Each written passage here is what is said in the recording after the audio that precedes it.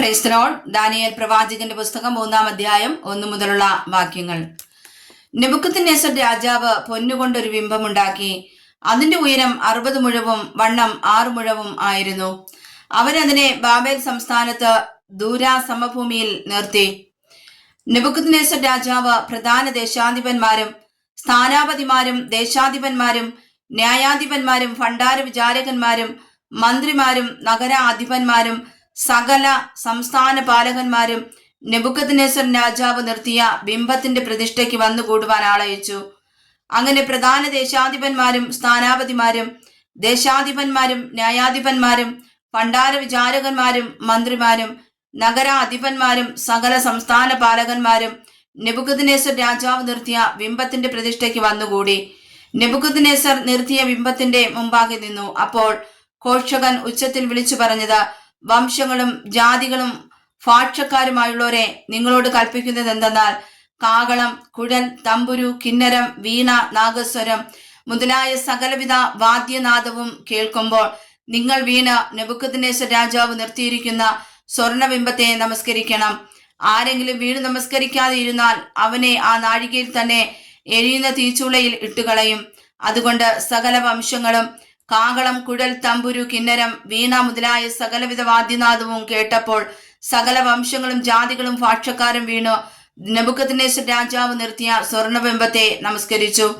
എന്നാൽ ആ സമയത്ത് ചില കൽദയർ അടുത്തു വന്ന് യഹൂദന്മാരെ കുറ്റം ചുമത്തി.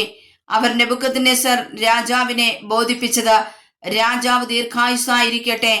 രാജാവെ, കാഹളം, കുഴൽ, തമ്പുരു, കിന്നരം, വീണ, നാഗസ്വരം മുതലായ സകലവിധ വാദ്യ നാദവും കേൾക്കുന്ന ഏവനും വീണ് സ്വർണബിംബത്തെ നമസ്കരിക്കണമെന്ന്. ആരെങ്കിലും വീണ് നമസ്കരിക്കാതെ ഇരുന്നാൽ അവനെ എരിയുന്ന തീച്ചുള്ളയിൽ ഇട്ടുകളയുമെന്നും ഒരു തീർപ്പ് കൽപ്പിച്ചുവല്ലോ. ബാബേൽ സംസ്ഥാനത്തിലെ കാര്യാദികൾക്ക് മേൽവിചാരകന്മാരായി നിയമിച്ച ശദ്രക്, മേശക്, അബേദ്നെഗോ എന്ന ചില യഹൂദന്മാരുണ്ടല്ലോ. ഈ പുരുഷന്മാർ രാജാവിനെ കൂട്ടാക്കിയില്ല. അവർ തിരുമനസ്സിൽ ദേവന്മാരെ സേവിക്കുകയോ തിരുമനസ്സുകൊണ്ട് നിർത്തിയ സ്വർണബിംബത്തെ നമസ്കരിക്കുകയോ ചെയ്യുന്നില്ല. അപ്പോൾ നെബൂഖദ്നേസർ ഉഗ്രകോപവും ക്രോധവും പൂണ്ട ശദ്രകിനെയും മേശകിനെയും അബേദ്നെഗോവിനെയും കൊണ്ടുവരുവാൻ കൽപ്പിച്ചു. അവർ ആ പുരുഷന്മാരെ രാജസന്നിധിയിൽ കൊണ്ടുവന്നു. നെബൂഖദ്നേസർ അവരോട് കൽപ്പിച്ചത്, ശദ്രകെ, മേശകെ, അബേദ്നെഗോവേ, നിങ്ങൾ എന്റെ ദേവന്മാരെ സേവിക്കുകയോ ഞാൻ നിർത്തിയ സ്വർണബിംബത്തെ നമസ്കരിക്കുകയോ ചെയ്യുന്നില്ല എന്നുള്ളത് നേർ തന്നെയോ? ഇപ്പോൾ കാഹളം, കുഴൽ, തമ്പുരു, കിന്നരം, വീണ, നാഗസ്വരം മുതലായ സകലവിധ വാദ്യനാദവും കേൾക്കുന്ന സമയത്ത് നിങ്ങൾ ഞാൻ പ്രതിഷ്ഠിച്ച ബിംബത്തെ വീണ് നമസ്കരിപ്പാൻ ഒരുങ്ങിയിരുന്നാൽ നന്ന, നമസ്കരിക്കാതെ ഇരുന്നാലോ ഈ നാഴികയിൽ തന്നെ നിങ്ങളെ എരിയുന്ന തീച്ചുള്ളയിൽ ഇട്ടുകളയും. നിങ്ങളെ എന്റെ കയ്യിൽ നിന്ന് വിടുവിക്കാകുന്ന ദേവനാർ? ശദ്രക്കും മേശക്കും അബേദ്നെഗോവും രാജാവിനോട്, നെബൂഖദ്നേസരെ, ഈ കാര്യത്തിൽ ഉത്തരം പറയാൻ ആവശ്യമില്ല. ഞങ്ങൾ സേവിക്കുന്ന ദൈവത്തിന് ഞങ്ങളെ വിടുവിപ്പാൻ കഴിയുമെങ്കിൽ അവൻ ഞങ്ങളെ എരിയുന്ന തീച്ചുള്ളിയിൽ നിന്നും രാജാവിന്റെ കയ്യിൽ നിന്നും വിടുവിക്കും. അല്ലെങ്കിലും ഞങ്ങൾ രാജാവിനെ ദേവന്മാരെ സേവിക്കുകയില്ല. രാജാവ് നിർത്തിയ സ്വർണബിംബത്തെ നമസ്കരിക്കുകയുമില്ല എന്നറിഞ്ഞാലും എന്ന് ഉത്തരം പറഞ്ഞു.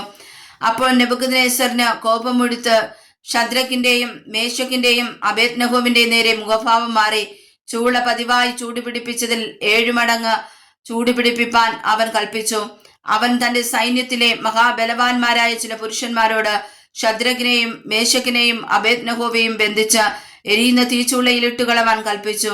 അങ്ങനെ അവർ ആ പുരുഷന്മാരെ അവരുടെ കാൽച്ചട്ട, കുപ്പായം, മേലാട മുതലായ വസ്ത്രങ്ങളോട് കൂടെ ബന്ധിച്ച് എരിയുന്ന തീച്ചുള്ളയിൽ ഇട്ടുകളഞ്ഞു.